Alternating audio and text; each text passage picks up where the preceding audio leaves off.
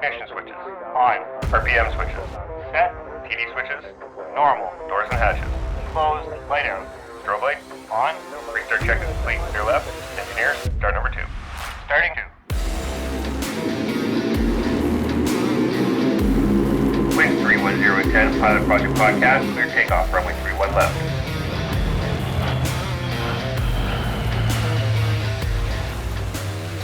All right, we're ready for departure here at the Pilot Project Podcast, the best source for stories and advice from the pilots of the RCAF.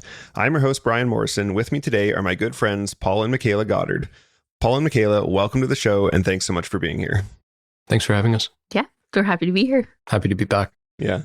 Listeners may remember Paul from our Cormorant episode and McKayla from our episode about the pilot world from the spouse's perspective. Paul is a current RCAF pilot, and McKayla is a retired Air Combat Systems Officer, or ACSO, also known as Navigator or NAV. Today we're going to discuss life as an aircrew service couple. So Paul, we've been down this road before, but what was early life like for you, and what led you to joining the RCAF?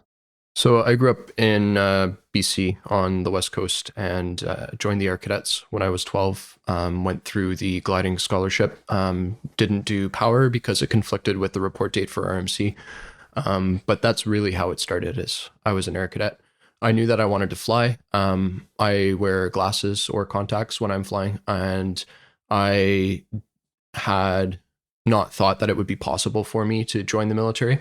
And then when they lowered the vision requirement to V2 from V1, so perfect corrected vision instead of perfect uncorrected vision, that's when I thought that I would apply. Turns out when I got in anyways, I was V1, so it wouldn't have mattered. Oh, really? But yeah, but that was a huge perceived barrier for me was, well, I don't see perfectly, so I can't be a military pilot. So you must have been pretty thrilled when they changed the rules, and I guess even more thrilled when you found out you were V1. That's right. Yeah, it was a watershed moment for me. Yeah. McKayla, same question. Where are you from, and what led you to join the RCAF? I have a pretty similar story. I am from Cochrane, Alberta, so just outside of Calgary. And I initially joined cadets because my twin brother, Zach, joined cadets. And he joined because he wanted to get his license to fly. I think he wanted to do like powered flight, and turns out he ended up doing more like the survival route stuff, and I got my glider's license. So by the time that I got into high school, like grade 11, grade 12, I couldn't really decide what I wanted to do in terms of a job. And so I'd had all this exposure to the military, and I was like, oh, Navigator looks really cool. And I was not one of those that signed up as a pilot and then got bumped to Navigator, which I know is a lot of people's stories. But I actually wanted to do Navigator because I didn't want to do flying as my, piloting as my job, because I enjoyed it as a hobby, if that makes sense. For sure. Although I didn't really continue gliding after I got in because I had negative time. So, it all turns out like that. But yeah, so again, cadets had a big influence on me. And also just having a job that was so unique was really appealing too. It's funny you say that. I was going to ask if you had any dreams of being a professional pilot, but that just wasn't your thing, hey? Yeah, it really wasn't everyone always jokes that navs are all the washed out pilots, but I genuinely thought the job was really cool. And I knew that I wanted to work in a group. I didn't want to be a solo pilot. And if I hadn't gotten into the military, I didn't have plans to pursue flying as a job. I was going to keep it up kind of as a hobby and then do something else. I can't even remember what I was signed up for in university, but I think it was languages.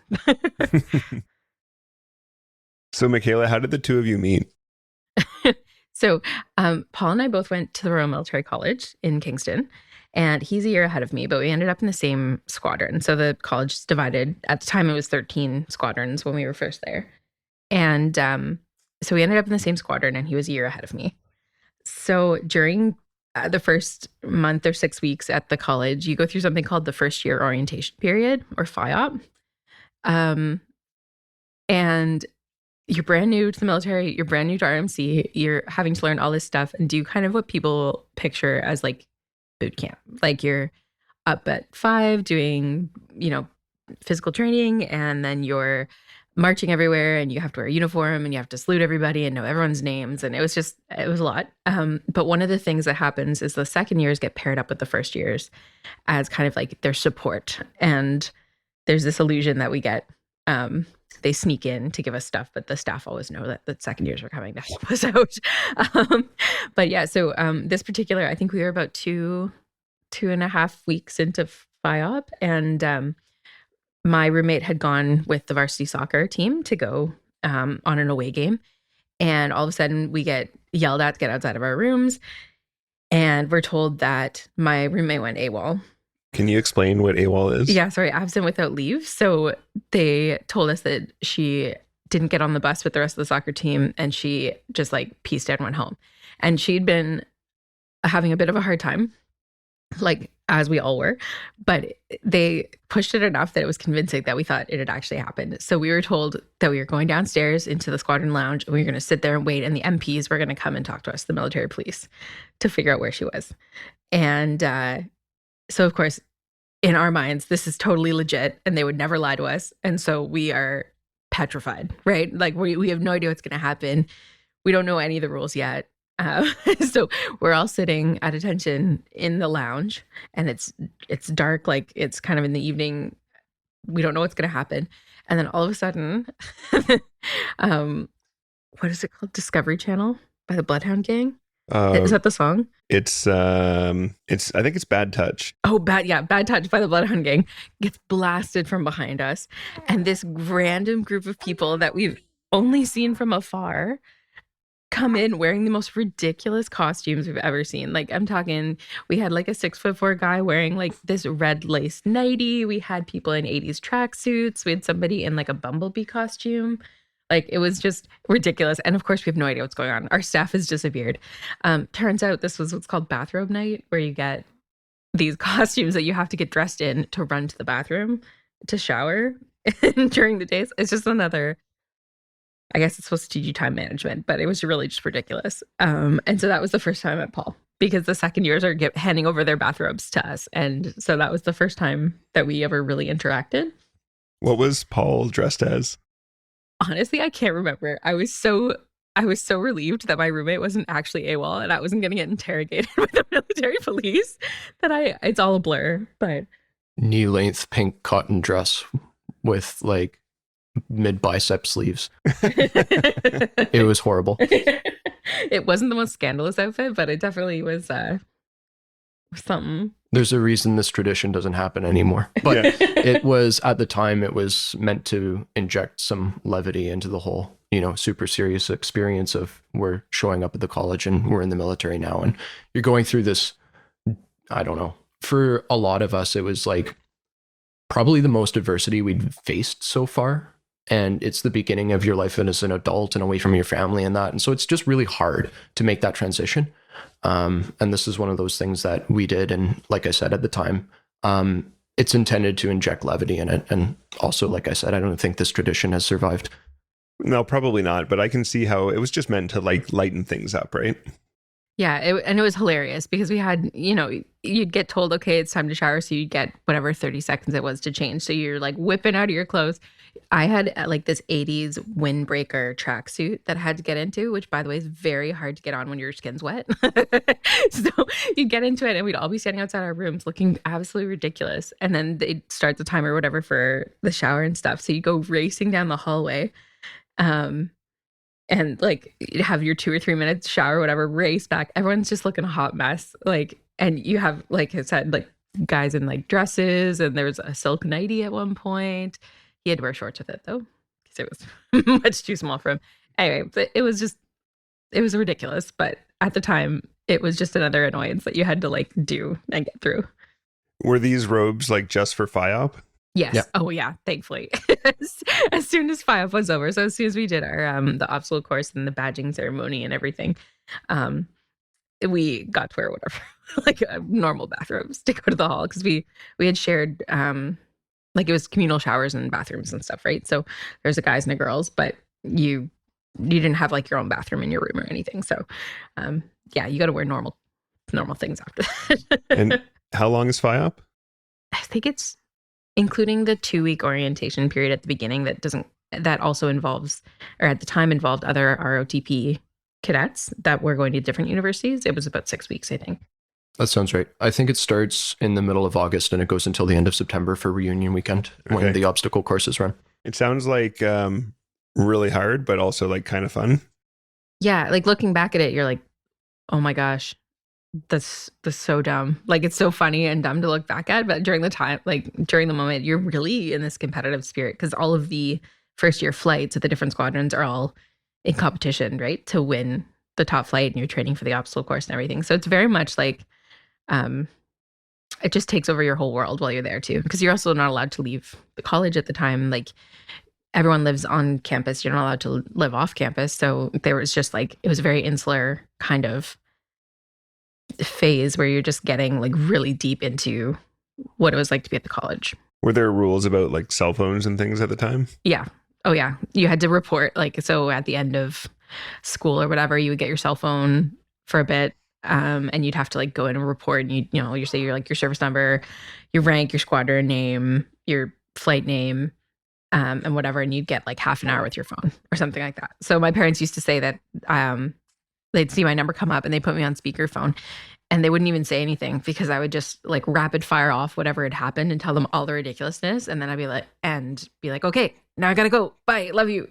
And they would and of course I had just joined the military, and so had my twin. And so they were trying to learn all the acronyms, and RMC has its own set of acronyms. My brother was in the Army, so they didn't understand anything I was saying, but they were there for moral support, which was the important part. So Paul, what's your side of that whole interaction of meeting McKayla and that night? So for me, it was just like another thing that we were doing to help out the first years and like welcome them into the squadron and help them feel like there is, one, a light at the end of this tunnel that is FIOP, and two, like we're there for them as the second years. Again, McKayla mentioned like there's the illusion that the staff don't really know what's going on, or like this is somehow hidden from them and we're doing it on our own, but it's purposeful. It's all part of it. It's part of the team building exercise. So yeah, I mean, I at that point like hadn't really picked her out of the crowd as being any different to me than any of the other first years. So it was just part of that experience. Okay. So when did the two of you first start to take notice of one another? Well, one of the perks of being in the band at RMC was that you didn't have to do morning PT, morning runs, which I'm a huge fan of. So and also I had done bands like all the way going up through school. So I joined the band, and Paul was already part of it. For similar reasons. Funnily enough, neither was like running. And so I started joining the band. So we would walk over together in the morning. I would march because I was a first year and had to march everywhere. But we'd go over in the mornings. And then I also joined the stage band, which was kind of like a jazz band that would play at different events. And Paul was part of that as well. So I think that's when we first started hanging out. Yep. More. And just for the listeners, quickly, if you're hearing any odd noises while Michaela's talking, Paul and McKayla recently had a baby. So baby Noah is sitting with McKayla right now, and he's piping up every once in a while. He's making his presence known. Yeah. So you may hear that from time to time, and that's just life as new parents. Yeah, and we really got to know each other more through the band, I would say, more than anything else. We were both doing arts degrees, but again, being in the same squadron, in the same hallway, and doing band really is how we ended up getting to know each other better. So what was each of your initial thoughts when it came to dating someone else in the RCAF? For me, it wasn't that train of thought at all.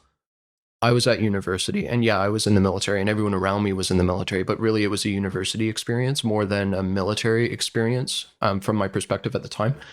And I was there to do school. So from my perspective, it was more dating another student. And the fact that we just had these other layers on top of it was neither here nor there. Okay, so you weren't really thinking about maybe the complications that might come with it or whatever. I was too young and too inexperienced in military life to see the road ahead at all and to understand what might be coming along with that. Yeah. And I think that actually sounds pretty typical though of most people who date early in university, right? Like you're not necessarily thinking like, how is this going to work out if we get married, and how is this going to look in 10 years? Like you're dating. The fact that we were both Air Force and the fact that we were both aircrew at the time, like completely irrelevant. Yeah. Yeah. What about for you, McKayla? I think I was a bit more aware of it, being like the minority at the college, because I think there was about 1 in 5 were women when I was there. And so you were kind of very aware that you're either dating a civilian, which came with its own kind of trials, especially as first year, because you had a lot less privileges in terms of like going into town or having free time or whatever. And you were also adjusting to university life, right? I think everyone that's done that jump from high school to university, you can kind of attest to the fact that all of a sudden you're like, oh, I have no time. Like, and we had a lot of extra things that you had to do on top of just school. So it was either somehow meet somebody outside of the college with the like little free time you had, or date somebody at the college. Or not date. I guess that was also an option. But at the time, it was very, like, I was a bit more cognizant of the fact that that was a thing. And I also wasn't, I wasn't really thinking about the future. Like Paul said, it wasn't like, oh, well, how's this going to work out? Although that did come in over the next couple of years, that became more of a factor. But it was kind of a given for me that would be the only way I would be able to date because there just wasn't any time to meet anybody outside or maintain a relationship outside of the college at the time. Yeah, that makes sense. Like if you think about it, if you only had time, like your parents only had time to like say nothing, put you on speaker, and then you could like say what you needed to say, how are you going to have time to build a relationship with somebody who's not in that environment? Totally. And like, I didn't have a car or anything either. So you're either paying for a cab to get downtown because RMC is on a bit of a peninsula, and then you go like across the bridge downtown, and there's Queen's University is right there. We could hear them having fun when we were not having fun. So they're close enough to like to hear.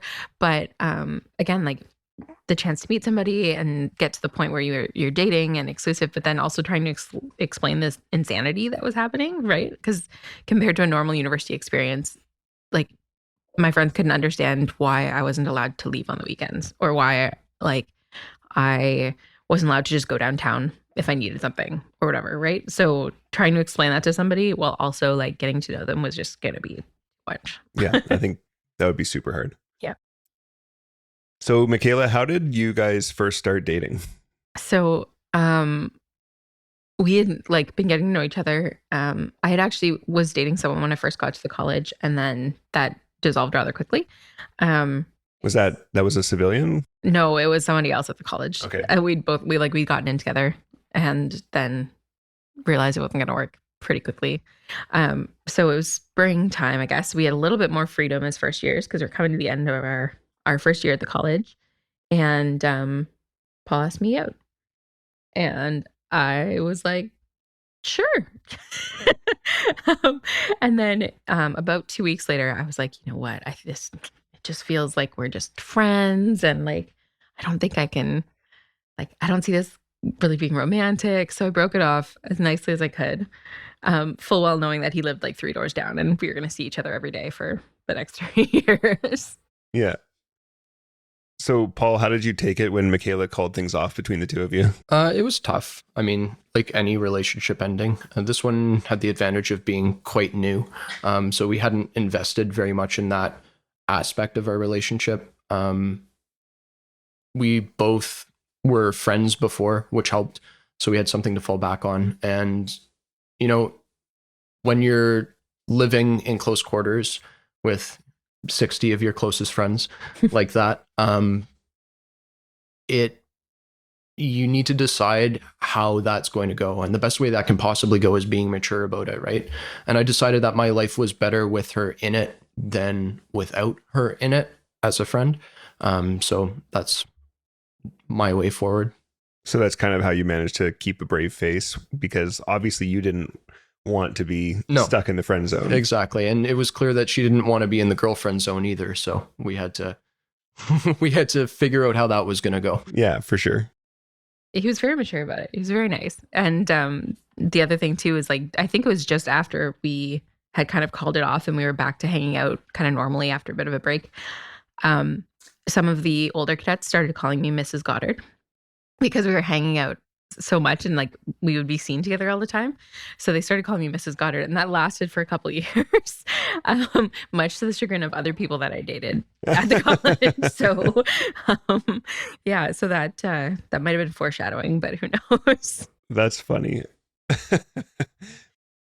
So Paul, how did the next couple of years go by? It was mostly a university experience, right? Like, and trades training snuck into it. Basic training was done by that point for me. But that's what you do is in the summers, you go away, you do training, and then you come back, and then you do school, and then you go away and you do training and you come back and you do more school. And then eventually you graduate and you start out doing life as a commissioned officer in the Air Force, and you're a junior second lieutenant who's just waiting for trades training at that point. So for me, I had the advantage of already being a licensed glider pilot. So my OJT, it was brief. I was blessed to be in the Air Force at a time when I was in the trough of the wave. And so my training pipes all lined up end to end to end. So I went and I was in Comox for the summer, and I was a glider instructor for that year.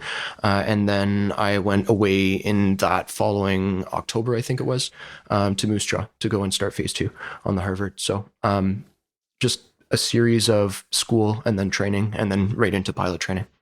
That's a great time to, as a OJT experience, to be able to go and be a glider instructor. Yeah. Yeah, it was huge to be able to give back to the program in that way. I did it one summer while I was at RMC, in the summer that ordinarily people do language training. I had managed to test out by that point. And so I did it then, and I did it this summer following school as well. That's awesome. I spent a summer instructing on gliders just before university, and it's my time on glider as a student and my time there as an instructor were like two of the best summers of my life. Definitely. Yeah. McKayla, you guys were working professionally at that time together in the squadron as well, right? Yeah. So, well, in Paul's last year of school, he was for one semester, he was the squadron leader. So the cadet in charge of the squadron, and I was the admin officer. And so that was our first chance to work together professionally. Like, we'd been living in the same place and quote unquote working together, I guess, if you want to say that. But this was the first time we actually professionally had to interact with one another. And sometimes it went really well and sometimes it didn't. But a lot of it was we were living in the same hallway. So we'd roll our chairs out into the hallway and yell down the hall for the other person to also come out and talk about whatever and then roll back in. So it was very close quarters, working together, living together. And then we were also still in the band and doing extracurriculars together as well. So we were seeing a lot of each other. And that was the first time I got to see Paul in a leadership role, really of any substance, I think, which was really cool to see. And we got along well enough and stayed friends. So obviously that that turned out nicely. Yeah. And then that summer, the summer of 2013, I was also posted to Comox to do to teach at the gliding school, but I was teaching ground school. That was my summer OJT. So we worked together there as well. That was our near miss. That was So when did things start to change again for you? Well, like Paul said, that was our near miss. So that summer I was newly single, and we were just enjoying hanging out with our friends and spending time in Comox in the summer, because anyone that's been there knows it's heaven. Yeah. And my parents came to visit close to the end of the summer, and they met Paul, and they'd heard about Paul throughout the years. And so they met him and they invited him out to come to dinner with us. And we were getting ready, and my mom goes, "Oh, he's just such a wonderful guy." And I'm like, "Yeah, I know. He's one of my best friends." And she goes, "Well, he's just enamored with you." And I was like, "Mom." And I did the classic, "Oh, we're just friends." Meanwhile, my mom's like, "Yeah, right." And so that's when my mom became Team Paul. And that lasted until, well, now Paul's still one of the favorite children in the family. So, but yeah, so 2013, it was one of those things where we almost started dating again. And then I went back to the college and we didn't start dating again.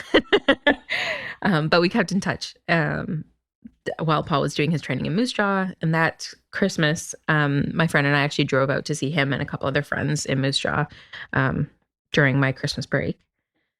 But that was kind of where it started to shift back, kind of deeper friendship and more towards like something romantic. And then that actually kind of all kicked off while Paul was on phase 3, just finishing up in Portage here. And I was in Winnipeg for my, I was waiting for my trade training.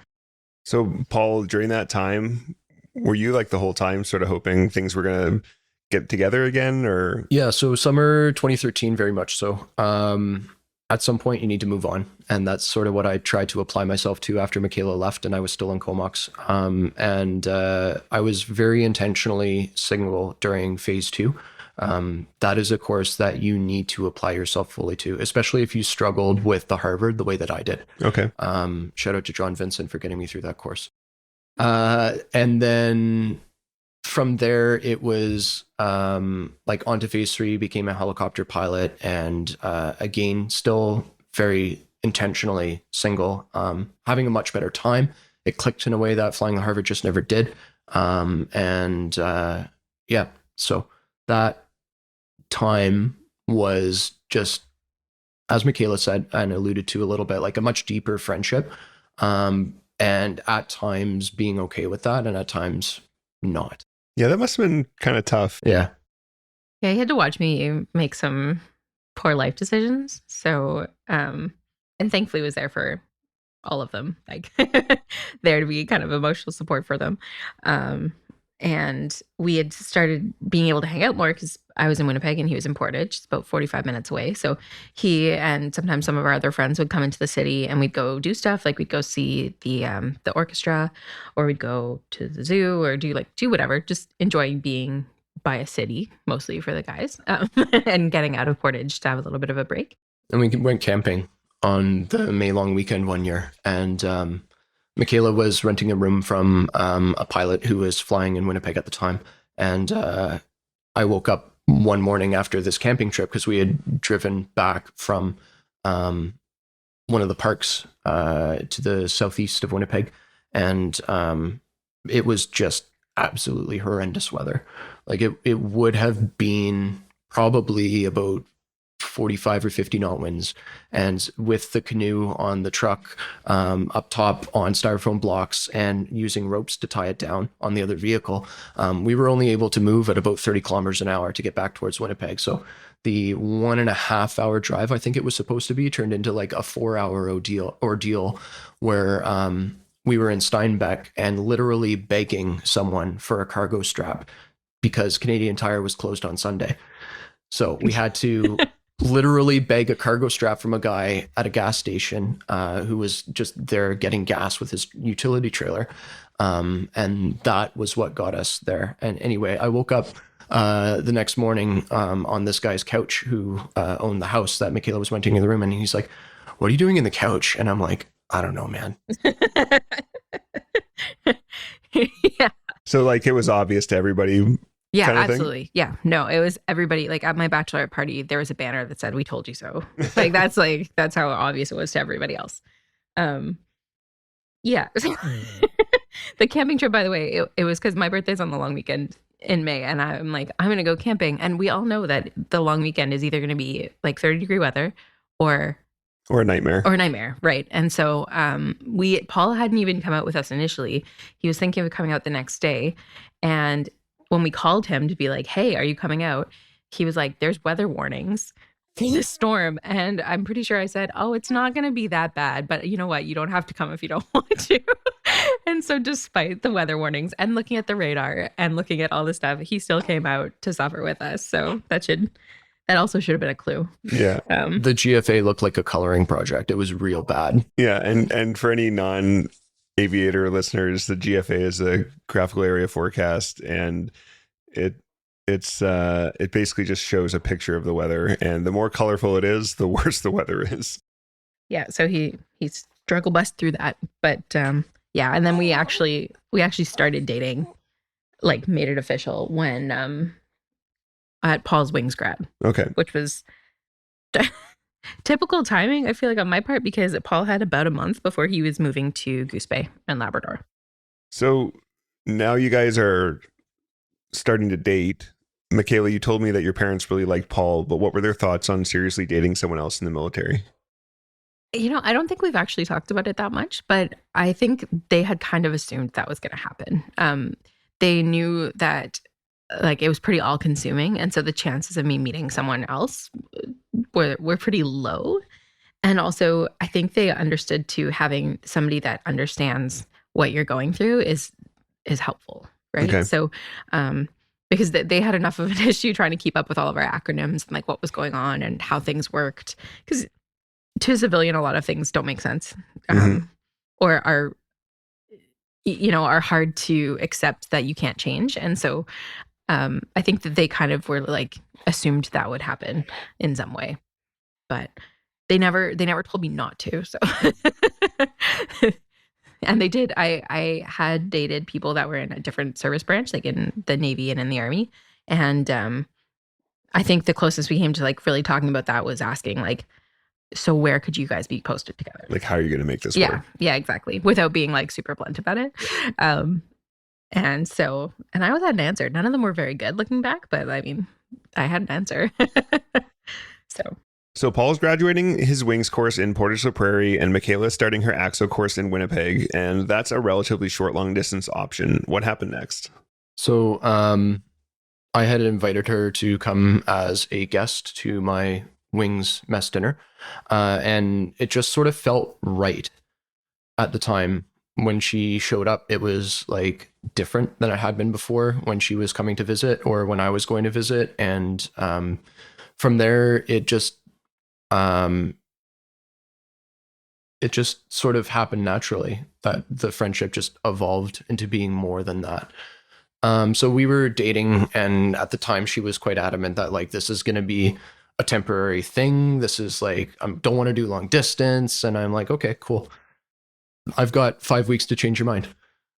Why 5 weeks? Because that's when my report for duty date was in Labrador. So that was the period of time that it was going to take me to do the administration of packing up what part of my life is in Portage la Prairie, moving it to Moose Jaw, packing up what part of my life is in Vancouver, moving it to Labrador. Meanwhile, doing all of the screening in Moose Jaw to get to Labrador because it's an isolated posting. Right. And then executing my drive from Moose Jaw to Vancouver to supervise my load, and then to Labrador to start my life in the operational Air Force. Did you drive from Vancouver to Labrador? No, I drove from Portage la Prairie to Moose Jaw to Vancouver to Labrador. That's crazy. It was crazy. I loved it. And all during that time, you've got to convince McKayla to like stay the course and keep dating you. That's right. So what was your perspective on that? So I had told him, like, I had just gotten out of like a longer term relationship that was long distance and had failed pretty spectacularly close to the end. And so I was like, I don't really know if I want to do long distance. I don't want to wreck our friendship, like all the corny lines, right? That you kind of try to talk yourself out of things. And Paul did say that. He said, okay, well, I've got 5 weeks to change your mind. So in the midst of all of his driving and crazy back and forth stuff, he drove out to Winnipeg from Moose Jaw probably 3 times, which is like an 8-hour drive. Yeah. It's no small feat to come and see me and spend time together and actually date, like go do stuff. And he, would call me every night and we would talk about our days. And he helped me with some of my coursework, like when it came to like prepping for flying and stuff like that. And by the time he was driving back from like the last time from Moose Jaw through to Labrador, I flew out to drive with him from Moose Jaw to Winnipeg. He would drop me off and he would keep going to Labrador. And by that point, he convinced me to give it a go. And I actually had like the "don't you hurt him" talk from one of his friends in Moose Jaw as we were packing up the car. For you not to For hurt me Paul. not to hurt Paul, Well, because yeah. probably his buddies would have all known that he'd been pining after you, right? Yes. Yeah, they'd been present for the pining. And pining sounds sad. I don't think it was like active pining. It was like constantly on the back burner to some degree or another over the period of time, right? And like I said, there were periods of time where it's like, fine, we're just friends, and that's the way that it is, and that's good. And I'm on this course that I need to fully apply myself onto, so it's probably better that we're not dating anyway. And then there were times I was pining more actively.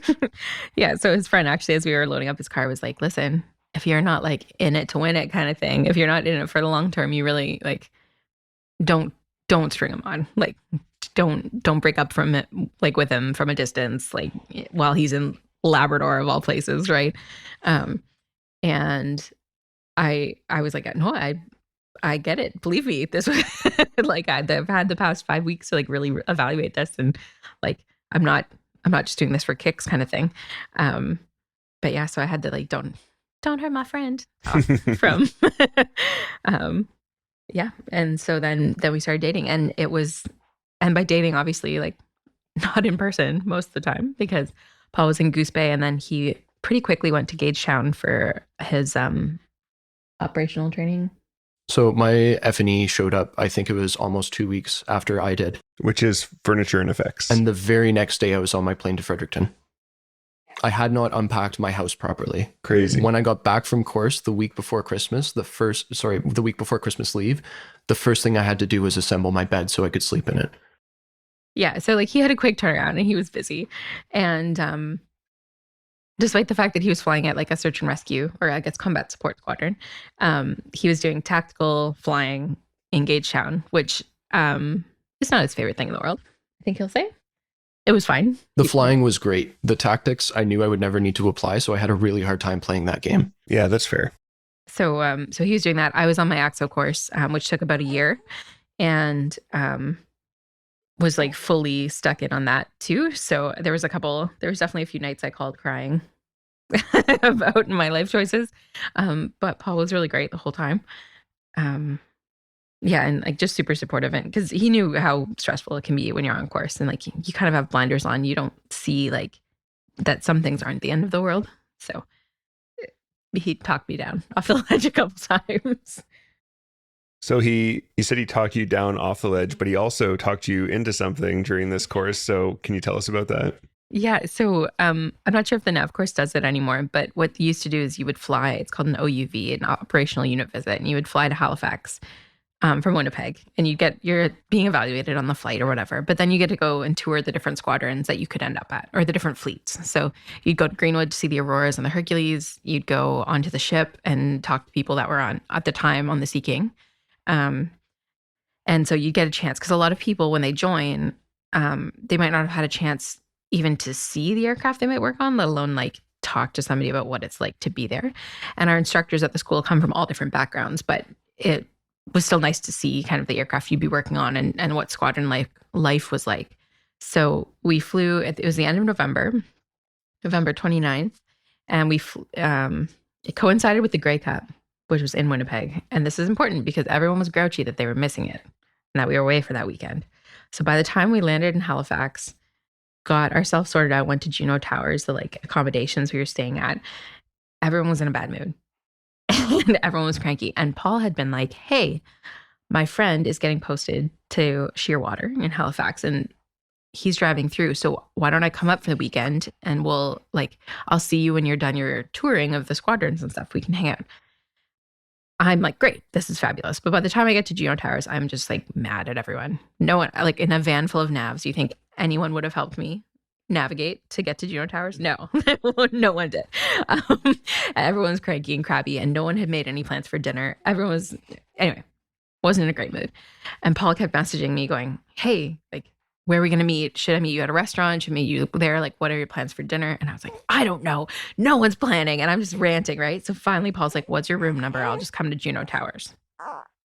And so he comes to Juno Towers, and he comes in the door, and I just start ranting about my course mates and how nobody's helping, and I can't believe we haven't made any plans for food yet. And I'm just ranting. And I came out into the room, and Paul went down on one knee and proposed. And I guess that was the only way that he was going to get me to stop ranting long enough to do anything. But yeah, and then instead of saying yes right away, my first question was, "Are you serious?" as if he would joke about that. And yeah, so that was how he proposed, was just stop my rant.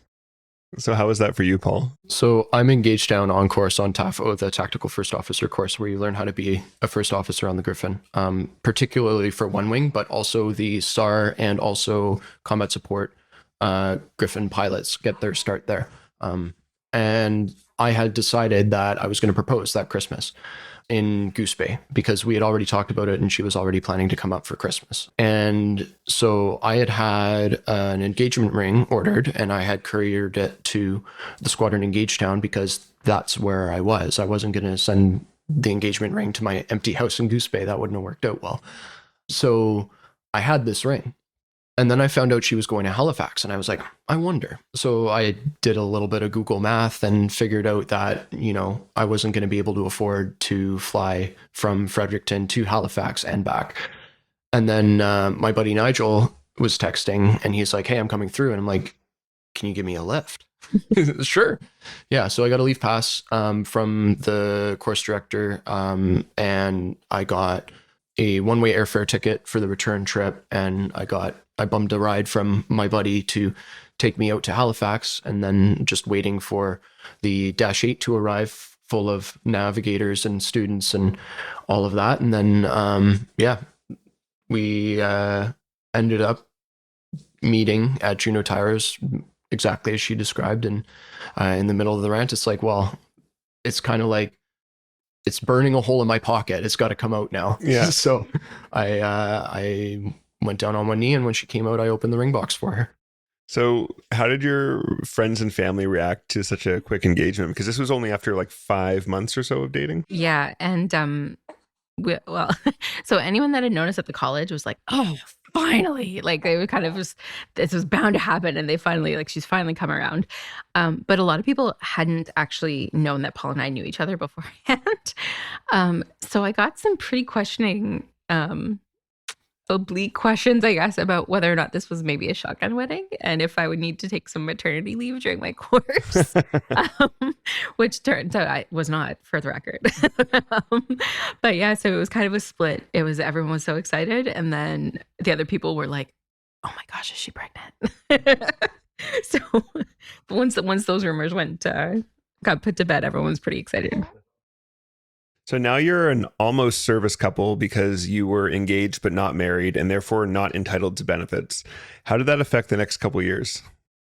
So initially it was, just stay the course, status quo, everything is as normal. I'm still at my unit and I'm still required to be there and work. And she's still on her course and she's still required to be there and she still needs to get her ACSO wings and do the thing in order to make the next step happen. We spent a lot of our free time and a lot of our disposable income on traveling back and forth. So having been finished phase 3 and then right away to TAFO and then Christmas leave, I think it was ridiculous. I was gone for all of March effectively in order to get all my leave burned before the end of fiscal. So I didn't need to accumulate. And I just went and I stayed with her in Winnipeg while she was on course. And I did the, stay-at-home spouse thing for a little bit, sort of like, is this actually going to work? Is this something that we can do? Can we live together effectively? So we did that. And then it was just back and forth every time we had leave. We would coordinate it. We would end up, one of us would fly up or down to see the other. After McKayla got posted to Greenwood, things were easier because at least we were in the same time zone. And we were able to see each other more cost effectively as well. It was just one flight instead of 2 or 3 in some cases to get to Winnipeg from Labrador. And from there, it was just being long distance. And that was hard. That was hard for a lot of reasons and for a long time. But we always had the end in sight that, we're going to get married. And we reasonably quickly had set a date that we were going to do it before I was posted out. Mm-hmm. And we picked February in particular because my brother was going to be deployed on Op Unifier to the Ukraine. And one of my very best friends was doing her degree in Australia, where she was living, where she continues to live. And she would only be able to come up in the summer, which is our winter. Mm-hmm. So it was hard, but like I said, we had that light at the end of the tunnel. And I was able to squirrel away a fair amount of money just living the bachelor life on my own, but being in this committed long distance relationship. So when and where did you finally tie the knot, and what did that change for you two? So we got married in February 1st, 2018, and we were outside in the mountains in Canmore. And I think Paul mentioned it, but we had picked the date because that was when all the people could make it that were important to us, right? Mm-hmm. So my like one bridezilla moment was, if anyone says anything about the cold, I'm going to lose my mind, because this is the only time it's going to work. And this is like my perfect venue and everything. And it's going to be great. But if anyone says they're cold, they're dead. Like they're going to die. No one complained. Not even the Australian visiting from her summer to our winter. She was a trooper about it. Like, yeah, she was great. So immediately after the wedding, like at 4 a.m. the next day, we left for our honeymoon. Had a wonderful time. And then Paul went back to Labrador. I went back to Greenwood, and then immediately went to Italy for 3 weeks for an exercise. And then that kind of started the kind of faster pace of operational life for both of us. So I started going on more, even if it was just like flying, I was flying more because I was actually on my squadron. I wasn't just like on course. And Paul was flying a little more, I guess, in Labrador. And we had a couple more months until he was due to move down from Goose Bay. So he moved down from Goose Bay at the end of April. And he moved a little bit earlier than we normally would because he was going on to his Cormorant course immediately. So again, like his timelines all light up really nicely. So he didn't have to wait a very long time. But it wasn't like fabulous timing for me. But yeah, so he was down for about 2 weeks in Greenwood in my little PMQ, and then he went off to Comox to have a great party summer. Yeah, and then you guys were able to be posted together because you were now married, correct? That's right. Yeah. So when we got married, we did the paperwork, and I advertised early and often that we were going to get married, and this was going to be a thing, paperwork to follow, because we're getting married on 1st of February. 1st of February, we're getting married on the 1st of February. Right, because that's right before posting season, right? Exactly. So, and we all knew that I was due to leave. And so my career manager heard that, and I'm getting posted to Greenwood. That's just the reality of the situation. And so I was fully accepting of the fact that I would probably end up doing like a penalty lap and wing ops, or have to be like doing flight safety for a year or two or something. Some kind of non-flying job. Something, because the Cormorant is what it is, and the community is quite selective for good reasons about who they take. The course for pilots runs twice a year. I was almost certain that it would be quite full for quite a while, and it was going to be fine. But they had a slot, and they were happy enough to put me in it. Okay, so that all worked out. That worked out great. And so amidst all this busyness, you guys buy a house. Yes. And then McKayla had to move you two into your house together. So the 2 weeks that you can't miss during your Cormorant course, you're in the United Kingdom at RAF Station Benson doing the simulator training. And our move-in date coincided with that training.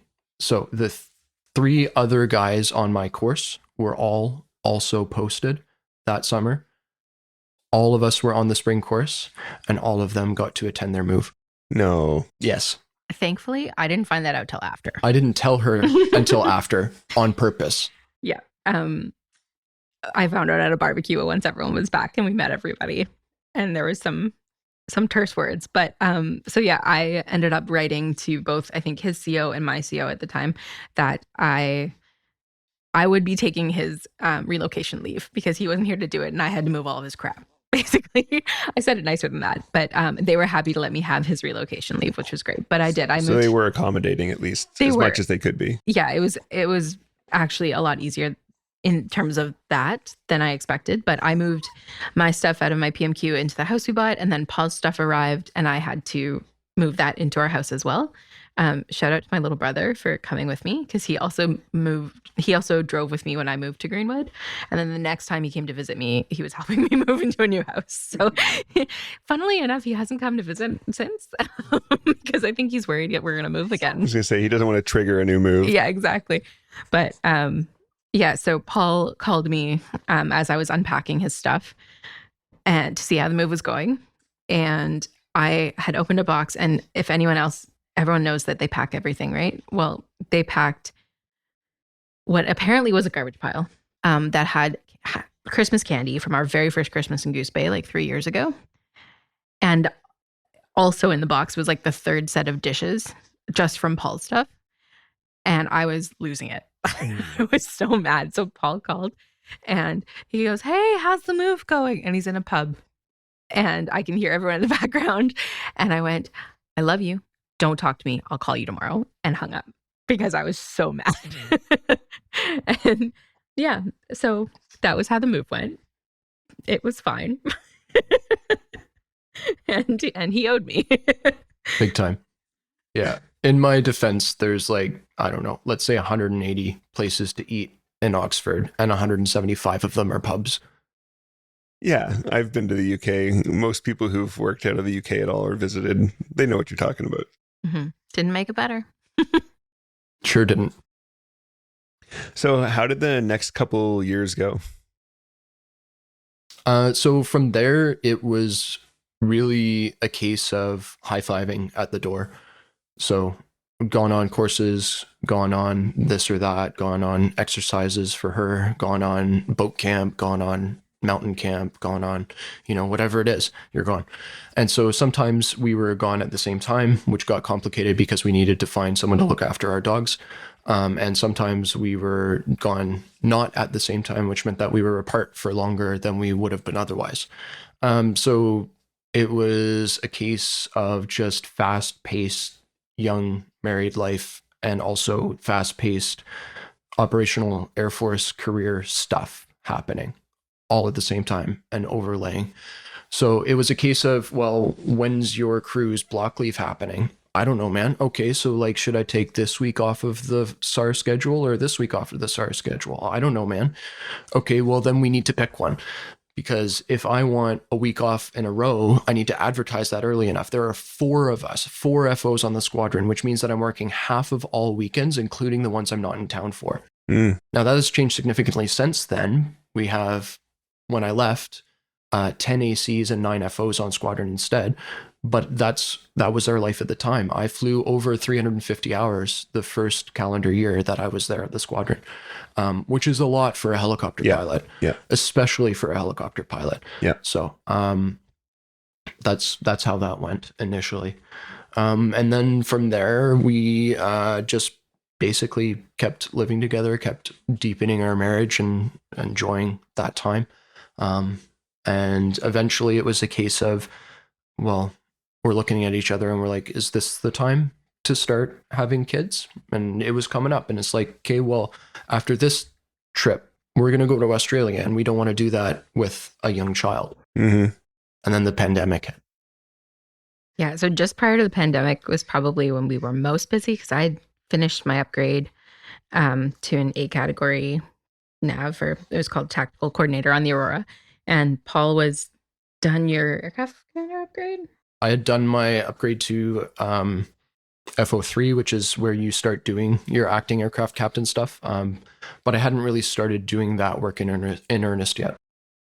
And so then those 3 months, between flight safety courses, we did some I did some Arctic cold weather trials in Resolute. Paul was doing, I think, I want to say a boat camp or something. So we saw each other over a 3-month period for about 12 days. Not in a row. Not in a row. Wow. So it was basically like you would do a handoff. So you get home and be like, okay, so the dogs are fine. We need to buy dog food, and I'll be back in 2 weeks. And also, can I borrow your toque because I lost mine, or something like that, right? Sadly, Paul is much smaller than I am, so I can't steal any of his other kit, but I could steal his toque. But yeah, and so then as I was coming back from Resolute, that was when the world had kind of started to shut down a little bit. So it was March 2020. And we were in Pearson Airport flying back to Halifax to head back to Greenwood. And you're seeing a lot more people with masks and gloves on, and we weren't really sure what was going on. We'd been away for about 2 weeks. And then we're watching the news kind of in the terminal, like, wow, okay, this looks like it's a thing, I guess. And I think 3 or 4 days after we got back to the squadron from that, we had the squadron brief saying, okay, this is what's happening. And our wing kind of not shut down, but switched to a COVID protocol. So, which actually was a bit of a blessing in disguise, which I hate to say about a pandemic that was so devastating to everyone, but we ended up having so much time together that we never would have had otherwise. It was the longest time consecutively that we'd been together since we were married. Actually, even probably since RMZ. I think ever. Together. Yeah. Ever. Yeah. And so initially, I was part of the standby crew. So I was kind of waiting to hear if we were going to get deployed or not. And Paul, they had split into pools. So the squadron had split in half so that if half of them got sick, the other half wouldn't and stuff. And Nova Scotia was quite strict on the restrictions. So we were just kind of hanging out at home with us and the dogs. And we had all this time. And so obviously we got pregnant. Because as many of us did. Many of us did, because I mean, what better time than a global pandemic? It really moved up the timeline too. It was like, we're going to go to Australia. Oh, Australia's closed. Well, I guess that's not happening. So is this the right time now? Yeah, it is. Yeah. Well, and I moved the timeline up too. I was a little bit obnoxious about it, but I kept telling Paul that he could get me a baby for my birthday. Which is like, and he was like, I'm not getting you a baby for your birthday. And then my counter to that was, well, you're the only one that can. And then I basically harassed him into it, I think, to move up the timeline that quickly. And then Owen showed up in February 2021. So how did the two of you handle parental leave when Owen was born? So we were lucky enough, everyone can take parental leave, but the military will top you up, right? And so we split our parental leave. Paul took the first 6 months off with me, and then I had 6 months after that. So I was off for a full year, and Paul was off for 6 months, which was great because that was like the only way everyone still functioned. I kept Owen alive, and Paul did everything else for us. And this is before the policy was updated to align with the EI rules. So we took both 6 months concurrently for both of us were paid. And then McKayla took leave without pay for parental reasons as opposed to parental leave for the last 6 months. So she was just on EI. Okay. Yeah. And so then Paul went back to flying in August, September. After Owen was born. And then he was doing SAR shift work, and we had a 6-month-old. So there's a lot of use of earplugs. And he was not on the night shift for the baby for a while. Yeah, once you went back to work, how was life as a service couple with a child when you were both trying to fly? Unsustainable. Yeah, I think that's probably the best way to put it. We, because we didn't have any family or anyone close by, we lucked out that one of my really good friends was our daycare, because we also didn't get a daycare spot. Yeah. So she watched Owen for us, and her husband flew with Paul as well. So she knew what the schedule was like, and she was so flexible, and she was really a godsend. But I was ready, with my requirements to be able to fly again in February, and my first flight was in May, because it would be something would come up, and I would be like, well, I can't go away because Paul's away on a boat camp or something.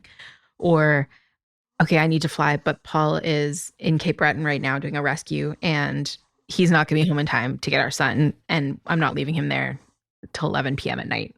That's not something you can reasonably ask even your best friend, I think, anyway.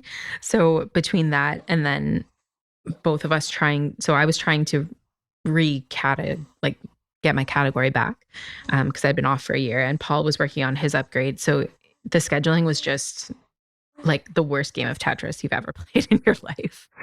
So it ended up taking quite a while for me to get my category back. Yeah, that sounds like it would be really challenging.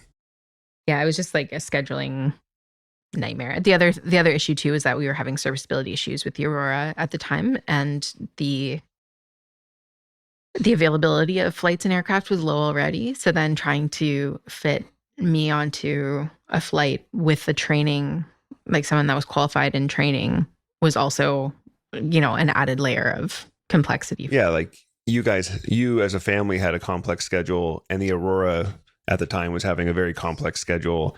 It's challenging. And SAR doesn't stop, right? So when it's theoretically or hypothetically going to be gone on an exercise, I either need a nanny or I need my mom to fly out from Vancouver and not work effectively for that time that she's with me. Mm-hmm. Or I can't be on the SAR schedule, right? Like at the drop of a hat, you can be gone anywhere in the region, which for Greenwood includes Iqaluit. So it's 12 hours of flying there. You go to bed, the crew from Gander does the mission, flies the helicopter back to Iqaluit, and then you wake up in the morning and you fly the aircraft back home. That's if it's simple and quick and easy. And if it's not, if it's a major SAR case, you can be gone for a week or 2 weeks at a time, again, at the drop of a hat. So. Yeah. And once I got my category back, I would be on 12 hours standby, right, with the Ready 12 crew. So it was one of those things where we were looking at all of our options. And one of them was to get like a live-in nanny, which wasn't a thing that was possible for us. And then the other option was for one of us to stop flying. And that was the option we ended up taking. Mm-hmm. So Paul still really liked his job. And he was happy to keep flying. I had been taking air sickness medication the entire time I was flying on the Aurora, which was pretty hard in the body. And I realized that now that I had Owen, I didn't actually want to be able to deploy. It just kind of added another layer of like anxiety for me to be away from my son for anywhere from like a week to 6 weeks to 8 weeks to whatever. Mm-hmm.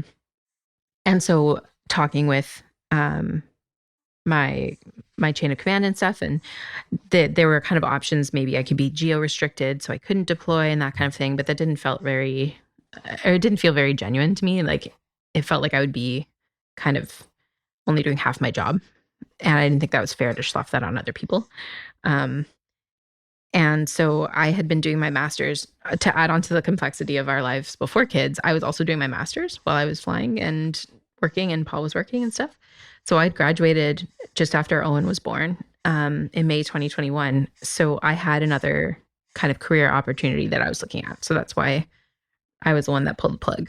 Okay, so you decided to leave the RCAF to pursue other options. Can you tell us more about that? Yeah, so I knew that if I wanted to be promoted past major, I think something like that, you needed to have a master's degree. And at the time, I wanted something that was a little bit different than all of my work on the Aurora, which was really technical. And so I found a master's of library and information studies, which is not even remotely related to what I was doing on the Aurora, but it was something I was really interested in. So I graduated from the University of Alberta with that master's degree. And so since leaving the military, I've worked at 2 different libraries. And when I come back from maternity leave, I'm going to be the library director here in Portage for our regional library. So it's worked out timing wise really well for me, but it was definitely like a big leap considering I'd been in the military since I was 18. And so my whole adult life had been in the military. Yeah, I mean, having just gotten out of the military myself, it's a huge transition. Did you find it difficult to leave? I did in some ways. Like some ways I was really excited for the freedom that I would have in terms of like being able to have a better family balance of time. But it was really hard to leave kind of the whole world that I knew. And it felt like I was leaving a lot of my friends too. Which turns out not. They're all great. And we still talk a lot. Like it wasn't nearly as alienating as I thought it would be, but it was still a really like big decision. We talked about it a lot before it actually happened. So when you decided to leave, did you feel like that was pretty much your only option to move forward? I think it was our only option to have the lifestyle that we wanted to have. So during the pandemic, being able to spend so much time together and then followed by parental leave where Paul and I were able to like parent together and I wasn't doing it by myself. It kind of made the idea of high-fiving at the door and handing off kids between deployments and shift work and stuff like just not something that we wanted for our life. Like our priorities definitely shifted. So I think that in theory, we could have made it work in some way. Like either I could have taken a desk job or Paul could have taken a desk job, or maybe we would have found like a different way to do childcare or something like that. But in all in all the things we talked about and all the ways we looked at it, that this was the best way for us to get the stability that we wanted for Owen, and the best way for us to have that balance of being able to spend time together as a family. Mm-hmm. So it ended up being the only option for us. And have you found, since you moved to Portage la Prairie, Paul's at the school, you're working a job again, but it's outside of the military, have you found you've been able to achieve that balance? Yeah, I think so. It's been a lot easier. I mean, it does help that like Owen's in daycare now, and right now we're on parental leave, so Of course. it feels like we have tons of time. But we definitely have a better balance. Like with Paul not being on shift work, like it's predictable when he's home. We can actually plan ahead to do things like, go camping with his brother and their family, and like do things that we wouldn't have been able to plan for before. Mm-hmm. So I think so. Yeah, I agree with that. My schedule is a lot more predictable. It's basically daytime, except when it's not. I'm in Portage, except when I'm not. But those are the two default states. Mm-hmm. And that just was not true when I was flying the Cormorant in Greenwood. So combine that with the fact that McKayla's got a civilian career on the go now. It means that we don't have to do the career manager dance of managing our career managers together and getting them to communicate with one another and actually listening to us effectively and being able to give us what it is that we want or what we need. That's just not something that was as easily achievable anyway. We've been talking a lot about your guys' experience as a pilot and an ACSO as a service couple. Paul, do you think that your experience as a service couple is representative of most folks' experiences? I think that it'll be largely similar, but there are a lot of different types of experiences to be had as a service couple. There are service couples where there's a rank gradient, and sometimes it's quite large. There are people I know who are a married couple, one's an officer, one's an NCM. There are married couples I know who are not in the same element. So one could be Air Force and one could be Army. That will be restrictive of where you can live in the same place. There are people who are both in the Navy and both in the same trade. That gets complicated as well, because how do you manage the timing of career courses? Where is it that you're going to go next? Whose turn is it to have the primary reason for the move, and who's going to have to find a job, or who is the Air Force or who is the Army or who is the Navy going to have to find a job for to make it work for the other person? One of my commanding officers in Goose Bay had a live-in nanny because their spouse was also a commanding officer of a unit in a different province at the same time. That's crazy. Isn't it? So that's something that McKayla and I decided would not work for us. It's not something that we would find to be palatable, but for them, it worked, and it worked great. And I'm really happy for them that it did work great, but that's not what we wanted. Mm-hmm. So it sounds like there's going to be some similarities, but there's all kinds of flavors. There's all kinds of various experiences out there. And with so many variables like element and trade and rank and all these different things, like everyone's experience is going to be different. That's right. Yeah. And largely the things that you're going to have in common with our experience are, well, career management and child rearing and child care and parental leave and all of those sorts of family related obligations, and the larger institutional CAF career experiences, as opposed to maybe some of the specifics don't really apply. So I want to go back to when you were both flying. How did you handle the challenge of trips, courses, deployments, etc., that regularly come up in the aircrew world? Before or after kids? Because it was a little different, I think. Let's say before kids, because you were both flying more regularly then and still trying to maintain your relationship. And I imagine that was quite a challenge. Yeah, we, a lot of times, like I was thankfully never deployed on like a 6-month deployment or a long-term operation, But I did a lot of the short trips. So like we'd go to a week or 10 days to Yellowknife, or we'd, go for a couple days here or there, or a couple weeks for an exercise.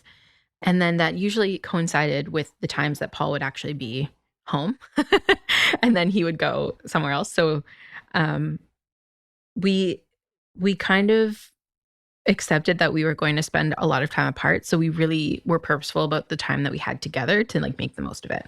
So we got to do a lot of traveling together to places that we'd wanted to go. And so when we did have leave, we did absolutely everything we could to make our leave line up so that when we were on leave, we were both on leave at the same time. And we could both we could go do stuff and do whatever we wanted to and stuff. So it made it more purposeful, I think, when we were spending time together. It did mean that there were things that a normal couple would have in the house that didn't really come up for the first year or two. How the kitchen was organized. I had just put stuff in the kitchen the way that I wanted it to. And Paul was never really around enough or engaged enough in wanting to move anything that anything changed. But then when we were home for COVID, we realized that oh, well, I've been putting stuff here. I've been putting stuff here. It was almost like we were roommates in very weird aspects of oh, well, this is where I put the towels. Oh, well, this is not where I put the towels, and the silly things like that. So, but we had kind of both agreed that we wanted to push our careers forward. And if there was a big decision coming up about a course or about time away, we would talk about it. But generally, we knew that before we had kids was the best time for us to push forward with that, I think. Okay. Yeah, there are boxes to check as a junior officer and as a junior pilot and as an FO that you need in order to progress. And the quicker you can get those out of the way, as long as it's not too early for whatever it is that you're trying to get accomplished, so much the better. And so that is a large part of why we spend so much time away from each other, because we were both being career oriented at what I think was the right time in our careers. And it, like McKayla said, forced us to be intentional. And that also paid dividends because we weren't at home wondering what to do with ourselves when we had leave coming up. It was, we're going to go and do this thing. So even when we did have leave and we stayed in the province, we were doing day trips here or doing a hike there or, going out for a one night staycation somewhere, something like that. So I think that it was good for our relationship that there was that pressure put on it and we were intentional about protecting it. So basically, despite how crazy things were, it almost kind of forced you into being super intentional about your relationship as the only way to kind of survive that time. That's right. And that's exactly right, because survive that time is exactly what we did. I did the math one time for my AFOD course that we were on when the pandemic was announced. And that previous calendar year for travel, we had put $18,000 worth of travel claims through our checking account. So that's all of the hotels that we actually had to pay for, not that were paid for under contract. That's all of the taxis. That's all of the per diem for meals and stuff. No airfare at all. No hotels that were paid for under an exercise name. That's how much money. That's the amount of money you had to claim to be repaid by the military. Yes. And that's just a measure of how much you were on the road. That's right. We spent $18,000 on travel to do our jobs. That's crazy. Which you were reimbursed for, but the point is that's a measure of how busy you guys were. Absolutely. Yeah. Something that you eventually had to plan for, and something that most military families are supposed to have, that a service couple absolutely must have, is a family care plan. Can you tell us about that?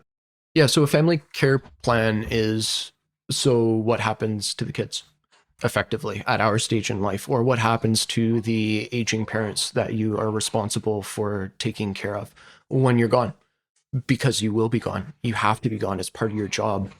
So sometimes there's that extra capacity where you can trade your shift, or, someone else can go on an exercise, or maybe you can find a way that the timing of something can shift.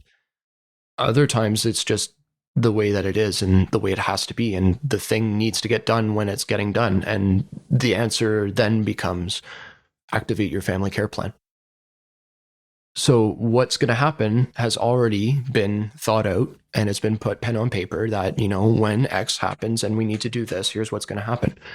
And so for us, that answer, thankfully, my mom's in a position where she can fly out from Vancouver to come and be with Owen while McKayla's potentially gone on an exercise and I'm still needed on the SAR schedule. But being apart from our families, most of the continent away, comes with a huge lack of support structure that you can fill in other ways when it's just a minor thing. There's always someone around who's willing to pick up your kids from wherever it is. And everyone gets it. You know what I mean? Like, we're all in the same position and they're happy to help you out. But you can only take that so far. Yeah, for sure. And that's what the family care plan is there for, is to trap those instances. Yep. Did you guys ever have to use yours? We never ended up needing to. Once I had decided that I wasn't going to be staying in the military, so I was in the middle of a contract. So I gave about 8 months notice, but I needed to give 6 months notice, right? So at that point, it made sense for the fleet that I was moved into a different position.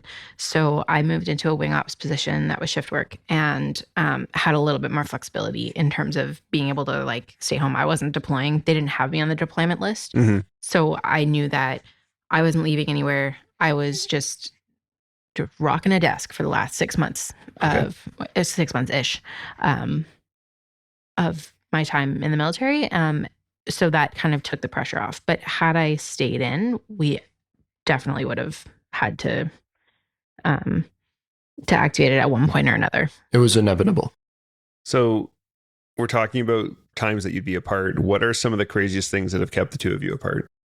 There was a time I was flying a Griffin back from BC to Labrador, and I hit a duck with the main rotor blade. So that kept us on the ground for a little while they were figuring out, was it within limits or not for us to continue. So we ended up getting the deviation to fly it to Winnipeg and do some repair work and then continue on. But that meant I was away longer than I should have been. Which, I mean, if you think about a Griffin flying from BC to Labrador, it's already going to be a long trip. Yeah. and then I got a call and they were only in Alberta. And I got a call going, so I'm okay. But, and that we've had a couple calls like that. So I'm okay, but this thing happened. And one of my favorite ones was when Paul was away, they were going to do some mountain flying in northern Labrador with the Cormorant. And so the base up there where they were staying only has lines, like direct lines down to other bases. It's not like you don't have cell phone reception or anything. So I was in my office and I was a flight safety officer kind of at the end of my my time in the military. And so I was in my office and the phone rings and I answer it, like 405 Flight Safety, Captain Goddard. And all I hear is, "You will never believe what happened last night." And I knew it was Paul, and I knew to expect that like he wasn't going to be texting me or anything. And that's when he told me that a polar bear had beaten up his Cormorant. And so they weren't going to be flying for a little bit until they got some parts repaired. So we were told specifically, park the helicopter on top of the mountain beside where the accommodations are, but we couldn't. It was in fog. But we could park it down at the airfield at Cyclic, and so that's what we did, which is where that was our refueling point. And so that's what we ended up needing to do. So we landed, shut down, crewed it out, went up the mountain, woke up in the morning, went back down the mountain, and they found the polar bear had pushed in a couple windows and had pushed the cover off of some of the flotation bags for if the aircraft were ever to ditch. So those now were just sitting exposed to the side of the aircraft, having like a hole in it effectively. Yeah, so that was another good one. I ended up losing visual contact with a boat while I was hoisting to it, and I damaged a hoist cable. So that was during an exercise. What else? The Aurora always breaks when you want to go home. Yes. So, which I'm sure you know. So there's been a couple times where we were just delayed getting home.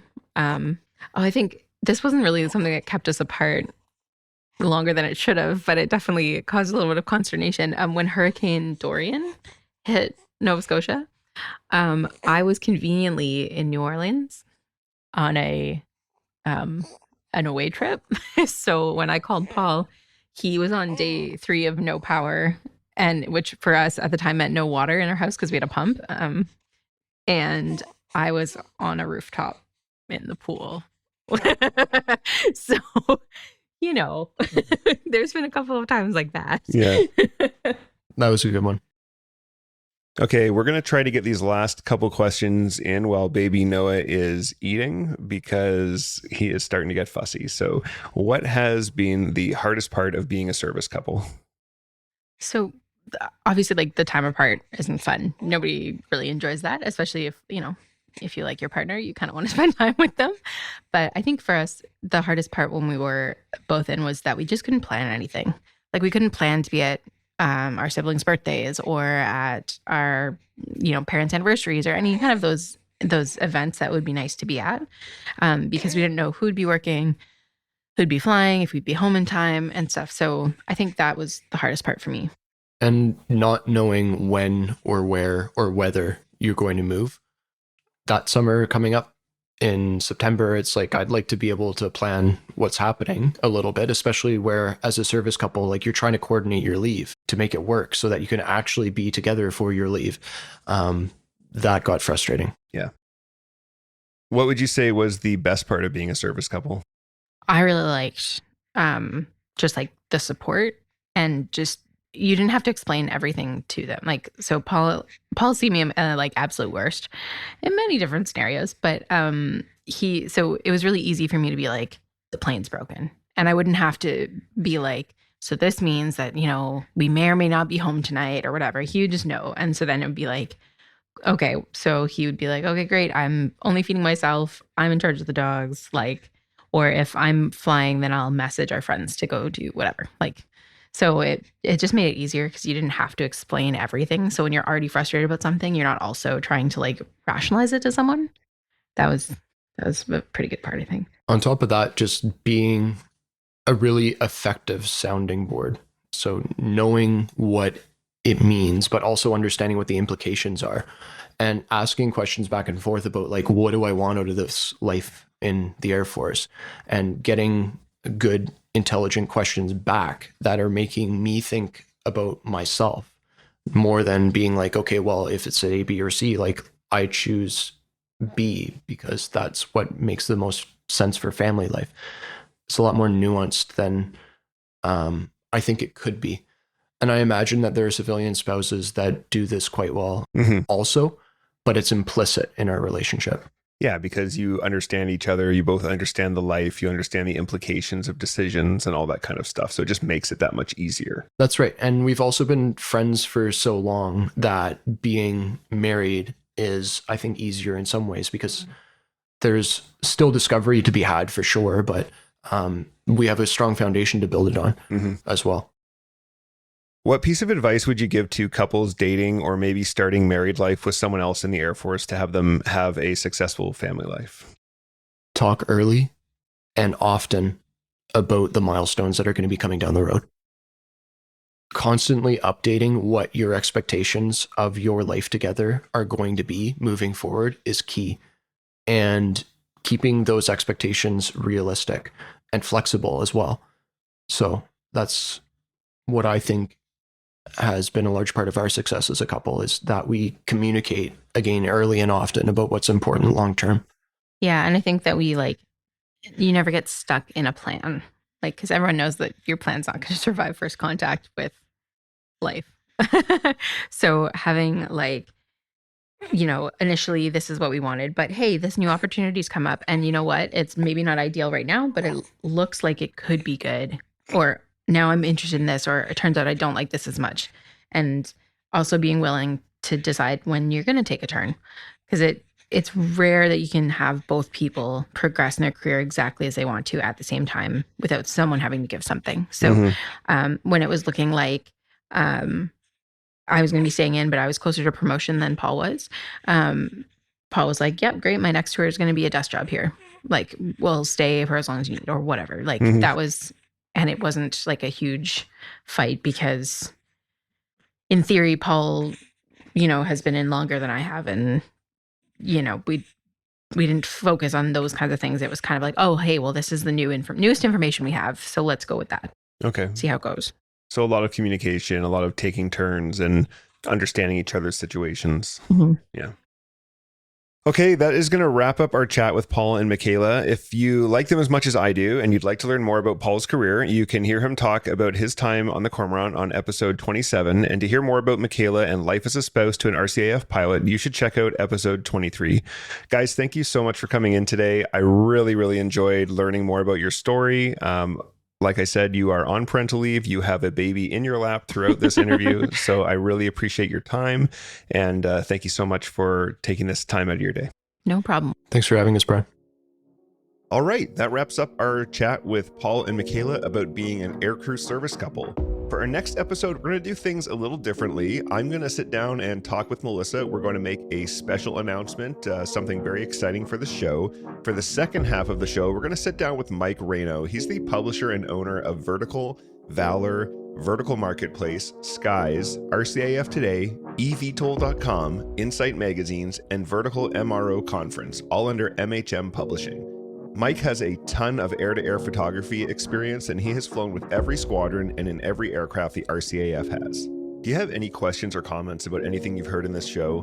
Do you have an idea for a show, or would you or someone you know make a great guest? Reach out to us at thepilotprojectpodcast@gmail.com or on all social media at @podpilotproject. You also want to check out our social media because we regularly post great videos shot by RCAF members of our aircraft. Finally, we'd like to thank you for listening and ask you for your help with the big three. That's like and follow us on social media, share with your friends, and follow and rate us 5 stars wherever you get your podcasts. That's all for now. Thanks for listening. Keep the blue side up. See ya! Engineer, shut down all 4. Shutting down all 4 engines.